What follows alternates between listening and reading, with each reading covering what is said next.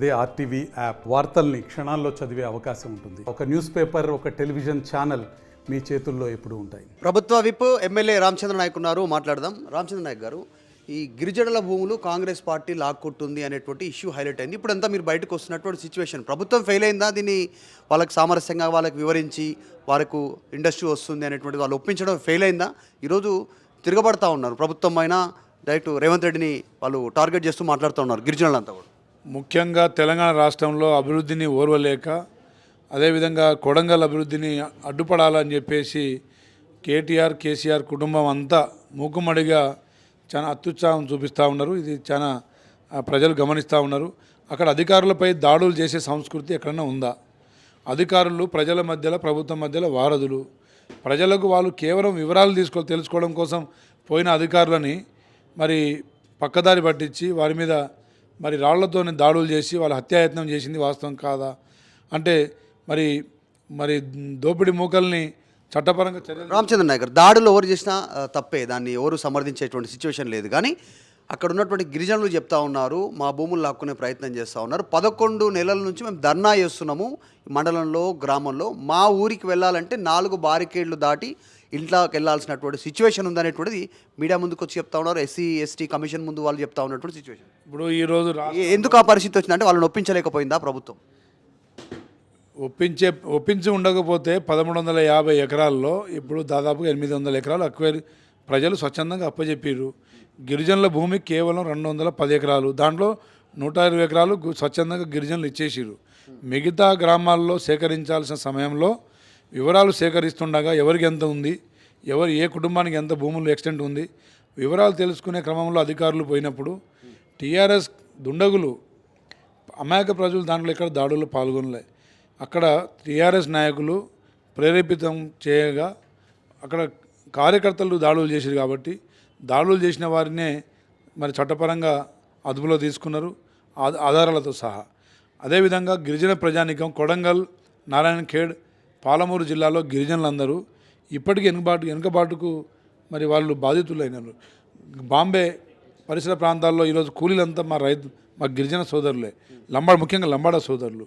మరి ఆ లంబాడ సోదరులకు ఉపాధి అవకాశాలు కల్పించాలనే ఒక ముఖ్య ఉద్దేశంతో రేవంత్ రెడ్డి గారు కొడంగల్ని అభివృద్ధి చేసే కార్యక్రమంలో భాగంగా 30,000 ఉద్యోగాలు కల్పించే విధంగా ఆడ పారిశ్రామిక కారిడార్ని ప్రకటించి వివిధ రకాల పరిశ్రమలు అక్కడ నెలకొల్పాలనే ఒక మంచి ఉద్దేశంతో గిరిజనుల అభివృద్ధి కోసం తెస్తే మరి అక్కడ అమాయకమైన గిరిజనులను రెచ్చగొట్టి వారిని ఇబ్బంది పెట్టే కార్యక్రమం ఈ ప్రతిపక్షాలు చేస్తూ ఉన్నాయి. ఇప్పుడు మీరు అంటున్నారు గిరిజనుల అభివృద్ధి కోసం అక్కడ ఒక ఇండస్ట్రీ తీసుకొద్దాం, ఒక కారిడార్ తీసుకొద్దాం, 30,000 ఉద్యోగాలు వస్తాయని మీరు చెప్తా ఉన్నారు. ఆ గిరిజనుల అభివృద్ధి కోసం తీసుకుంటున్నటువంటి నిర్ణయంలో గిరిజనుల భూములే మీరు తీసుకుంటున్నారు అనేటువంటిది. అక్కడ కొంతమంది భూస్వాముల భూములు ఉన్నాయి, రెడ్డిల భూములు ఉన్నాయి, వాళ్ళ భూముల జోలికి వెళ్ళట్లేదు, వాళ్ళని ఇంచు భూమి తీసుకోవట్లేదు. కానీ గిరిజనులకు సంబంధించి ఒక తండ అంతా ఈరోజు మాయమయ్యే పరిస్థితి ఉందనేటువంటిది వాళ్ళ ఆందోళన. ప్రత్యామ్నాయం లేదా? ఇంకా అది కాకుండా వేరే పక్కన లేదా? ఇప్పుడు ప్రజలు వాస్తవంగా స్వచ్ఛందంగా ఇవ్వడానికి, ఉద్యోగాలు కల్పించడానికి ప్రజలు ఇచ్చే గొంతుకలేమో మీడియాలో చూపించట్లేదు. ఈరోజు రాష్ట్రంలో ప్రజల సొమ్ము కొల్లగొట్టి 5-6 మీడియాలు ఛానళ్ళన్నీ టీఆర్ఎస్ కుటుంబం, కేసీఆర్ కుటుంబం నడిపిస్తూ ఉన్నారు. మీడియా అత్యుత్సాహం కేసీఆర్ నాయకుల మరి గలాట తప్ప రెండోది కాదు. ముఖ్యంగా పాలమూరు, నారాయణఖేడ్, మరి మహబూబ్నగర్, కొడంగల్, తాండూరు, మా లంబాడ సోదరుల పరిస్థితి నాకు తెలుసు. చాలా వెనుకబడిన ఏరియా అది. మరి వాళ్ళకు విద్యాపరంగా, ఉపాధి పరంగా, ఉద్యోగాల పరంగా అభివృద్ధి చేయాల్సిన అవసరం ఉంది. కేవలం గజ్వేల్, సిద్దిపేట, సిరిసిల్ల బాగుపడ్డట్టు రాష్ట్రం బాగుపడ్డట్టు కాదు. అన్ని ప్రాంతాలు సమూలంగా సమానంగా అభివృద్ధి చెందాలనేది రేవంత్ రెడ్డి గారి లక్ష్యం. కాబట్టి తప్పకుండా ప్రజలు దానికి సహకరిస్తూ ఉన్నారు, హర్షిస్తూ ఉన్నారు. కేవలం అది అభివృద్ధిని ఓర్వలేక కేసీఆర్ మాత్రమే, హరీష్ రావు మాత్రమే. కాంగ్రెస్ ఒకటే ప్రతి అంశాన్ని కేసీఆర్, హరీష్ రావు, బీఆర్ఎస్తో ముడిపెడతా ఉన్నటువంటి సిచ్యువేషన్. ఇప్పుడు మీ ప్రభుత్వం ఫెయిల్ అయింది అక్కడ దాడిని అరికట్టడంలో, వారికి రక్షణ కల్పించడంలో. అక్కడ ఉన్నటువంటి గిరిజన రైతులకి భూమి ఎవరైతే కోల్పోతున్నారో రైతులకు వివరించడంలో మీ ప్రభుత్వం ఫెయిల్ అయింది. ముఖ్యంగా ఈ దాడి ఘటనలో ఇంటెలిజెన్స్ పూర్తిగా వైఫల్యం అనేటువంటి మంత్రులే చెప్తా ఉన్నారు. ఇదొకటి ఉంటే, ఇంకొకటి మీ కార్యక్రమాలన్నీ ప్రభుత్వం తీసుకున్నటువంటి ఇనిషియేటివ్ ప్రోగ్రామ్స్ అన్నీ ఫెయిల్ అవుతున్నాయి. అందుకే ఈరోజు మీరందరూ గిరిజన ఎమ్మెల్యేలు ఎంపీలు బయటకు వచ్చి ఎక్స్ప్లెనేషన్ ఇచ్చుకోవాల్సినటువంటి సిచ్యువేషన్ ఏర్పడింది. లచ్చిరెడ్డి ఆధ్వర్యంలో ఉద్యోగ సంఘాలతో నిరసన వ్యక్తం చేస్తే అది ఫెయిల్ అయింది, ఎవరు ఉద్యోగ సంఘాలు ఎవరు రియాక్ట్ కాలేదు అనేటువంటి. ఇప్పుడు ఫెయిల్ అయిందని మీరు నిజాన్ని అంటే అబద్ధాన్ని 100 సార్లు రిపీట్ చేసిన నిజాన్ని చేద్దామని అనుకుంటున్నారు. ఇది అవాస్తవం. నేను అనట్లేదు, జరుగుతున్న సంఘటనలో ప్రభుత్వం చాలా విజయవంతంగా 11 నెలల్లోనే అన్ని సంక్షేమ పథకాలు అమలు చేస్తూ అభివృద్ధి కూడా ఒక్కొక్క నియోజకవర్గానికి 150 నుంచి 200 కోట్లు కేటాయించి మరి అభివృద్ధి పదంలో సాగుతున్నాం. అదేవిధంగా మరి గతంలో మరి మహబూబాద్ మెడికల్ కాలేజ్ కింద గిరిజనులు భూములు కోల్పోయినప్పుడు వీళ్ళకి గిరిజనులు గుర్తు రాలేదా? మరి ఇబ్రహీంపట్నం, యాచారం, కందుకూరు పరిసర ప్రాంతాల్లో గిరిజన భూములు పోయినప్పుడు వీళ్ళకి గిరిజనులు గుర్తు రాలేదా?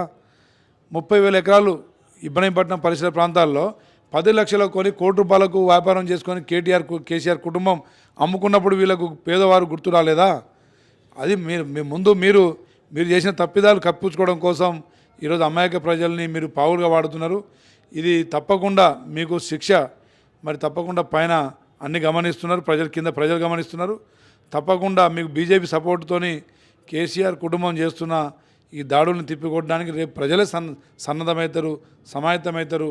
రేపు స్థానిక ఎన్నికల్లో ఫలితాల రూపంలో మీకు అన్నీ బయటపెడతారని చెప్పి తెలియజేస్తున్నా. కిషన్ రెడ్డి మూసీ నిద్ర అని చెప్పేసి మూసీ పరివాహక ప్రాంతంలో పడుకున్నాడు ఒకరోజు, మీ ఛాలెంజ్ను స్వీకరించాడు, ఏం చెప్తారు?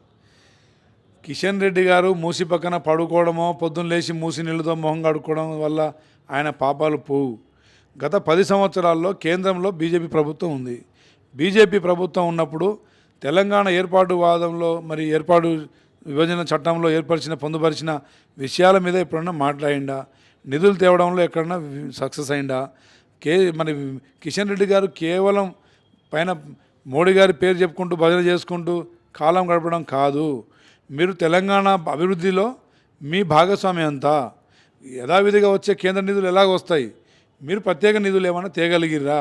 మంత్రులుగా మీరు గత ప్రభుత్వంలో మీరు భాగస్వాములు, ఇప్పుడు కూడా భాగస్వాములు. మీరు తెలంగాణ అభివృద్ధిలో హైదరాబాద్ అభివృద్ధిలో మీరు తెచ్చింది ఇప్పటిదాకా 0.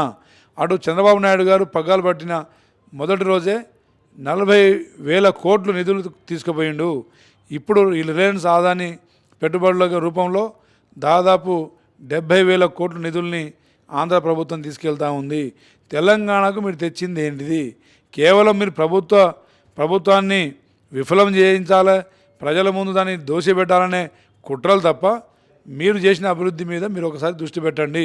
మీరు మూసి అభివృద్ధి జరగాలి, మూసి ప్రక్షాళన జరగాలని చెప్పేసి గతంలో పాదయాత్ర చేసిన బీజేపీ నాయకులే ఈరోజు మూసి డెవలప్మెంట్కి మరి మోకాలడ్డు ఎందుకు పెడుతున్నారో ఒకసారి ఆత్మవిమర్శ చేసుకోవాలని వారిని సూచిస్తాను. తెలంగాణలో 6 గ్యారెంటీలు అమలయ్యాయా? కాంగ్రెస్ ఇచ్చినటువంటి 6 గ్యారెంటీలు. ఎందుకంటే ముఖ్యమంత్రి మహారాష్ట్ర ఎన్నికల ప్రచారంలో మాట్లాడుతూ తెలంగాణలో 6 గ్యారెంటీలు అమలు చేశాము, అయిపోయాయి అనేటువంటి స్టేట్మెంట్ అక్కడ నుంచి చేశారు. అంటే మీ దృష్టిలో అమలయ్యాయంటే ఇక్కడ ఏమేమి అమలు? 6 గ్యారెంటీలు అయిపోయాయా అమలు? మా ప్రభుత్వం ఏర్పడి 11 నెలల్లో 5 హామీలు అమలు చేసినాం. విజయవంతంగా ప్రజలు వాటిని అనుభవిస్తూ ఉన్నారు. ఇందిరమ్మ ఇల్లు ఈ నెలలో మరి మన గ్రామ సదస్సులు పెట్టి అవి కూడా అలాట్మెంట్ కాబోతూ ఉన్నాయి. అదేవిధంగా మిగిలిన ఒక హామీ ఏంటంటే మా వృద్ధులకు, మహిళలకు, వికలాంగులకు పెంచుతామని చెప్పిన ఒక 4,000 పెన్షన్ ఒకటి మాత్రమే పెండింగ్ ఉంది. అది కూడా మార్చి బడ్జెట్ సమావేశాల తర్వాత అది కూడా తప్పకుండా ప్రభుత్వం ముందు తీసుకెళ్తుంది. అదేవిధంగా పథకాలే కేవలం సంక్షేమ పథకాలే కాదు, సంక్షేమ పథకాలతో పాటు అభివృద్ధిని కూడా ముందు తీసుకెళ్తా ఉన్నాం. ప్రభుత్వ ఉద్యోగులకు మొదటి రోజు జీతాలు ఇస్తున్నాం. గత ప్రభుత్వం నెలాఖరు దాకా ఇవ్వకపోయేది, మేము మొదటి రోజు ఇస్తున్నాం. అదేవిధంగా ఆశ్రమ పాఠశాలలో, గురుకుల పాఠశాలలో ఉన్న విద్యార్థులకు నాణ్యమైన విద్య, అదేవిధంగా ఆహారం అందించడం కోసం 40% వారి పర్ క్యాపిటాను పెంచి మరి వారం కూడా ఆదుకునే విధంగా ముందుకు పోతున్నాం. రైతులకు కూడా ఇచ్చిన హామీ మేరకు సన్నాలకు 500 రూపాయలు బోనస్ ధరను కూడా మేము రైతులకు ఇస్తున్నాం. రైతు భరోసా కార్యక్రమాన్ని కూడా వచ్చే నెలలో చేపట్టబోతున్నాం. రైతు రుణమాఫీ కేవలం 28 రోజుల్లోనే మరి దాదాపు 18,000 కోట్లు, దేశ చరిత్రలో ఎప్పుడు లేని విధంగా. వారు 10 సంవత్సరాలు ఇచ్చింది కేవలం 16,000 కోట్లు అయితే మేము కేవలం 28 రోజుల్లో ఇచ్చింది 18,000 కోట్లు. ప్రజలకు అన్నీ తెలుస్తూ ఉన్నాయి, రైతులు సంతోషంగా ఉన్నారు. అది ఓర్వలేకనే ఈ కేసీఆర్ బీజేపీ కుటుంబం మరి 2 ఒకటై ప్రభుత్వాన్ని దోషిగా నిలబెట్టాలనే కుట్రలు చేస్తూ ఉన్నారు. ప్రజలు ఇవన్నీ తెలుసుకోవాలని చెప్పేసి ప్రజలను కోరుకుంటాం. కేటీఆర్ మీద కాంగ్రెస్ ఏమైనా కుట్ర చేస్తూ ఉందా, లేకుంటే నిజాలే చెప్తా ఉందా? అరెస్ట్ అంటున్నారు, బాంబులు అంటున్నారు, అరెస్ట్ అవ్వట్లేదు, అట్లాంటి ఏం ప్రూవ్ అవ్వట్లేదు. ఏం జరుగుతూ ఉంది? కేవలం బ్లేమ్ చేయదలుచుకుందా కాంగ్రెస్ కేటీఆర్ని? నిజంగానే అట్లాంటి ప్రూఫ్స్ ఉన్నాయా? నిజంగానే అరెస్ట్ ఉంటుందా? కాంగ్రెస్ ప్రభుత్వం ఒక ప్రజాస్వామిక ప్రభుత్వం, రాజ్యాంగ విలువలకు కట్టుబడిన ఉండే ప్రభుత్వం. అందులో భాగంగానే కేటీఆర్ చేసిన ఫార్ములా ఈ రేస్ స్కామ్లో ఉన్న మరి అవకతవకలు కావచ్చు, అదేవిధంగా ఫోన్ ట్యాపింగ్ కేసులో కావచ్చు, అదేవిధంగా కాళేశ్వరం, మిగతా గొర్రెల పంపిణీ, హరితహారం, చేపపిల్లల పంపిణీ, అన్నిట్లో కేసీఆర్ కుటుంబం భాగస్వాములు, దోషులు.